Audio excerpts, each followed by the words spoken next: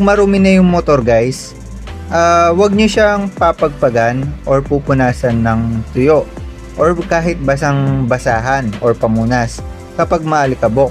Ang tendency kasi nun guys is nagkakaroon ng scratches, hair-like scratches yung motor natin. Ano ba ibig sabihin ng hair-like scratches? Yung parang scratches na kasing liit ng buhok. Kumbaga sobrang nipis ng scratches na hindi natin napapansin na nagagasgas na pala. So iwasan nyo yun guys dahil hindi maganda yun sa ating motor, lalo na sa katagalan. Nagiging visible na yung mga scratches. Yung mga scratches na yun, gawa yun ng mga alikabok. Kumbaga, kapag pinunasan natin sila guys, syempre nagkakaroon ng friction between sa alikabok at motor. Kaya naman nagkakaroon ng mga gasgas, lalo na sa part ng guys, ng glossy part na fairings ng Honda Click. Doon nagiging visible yung scratches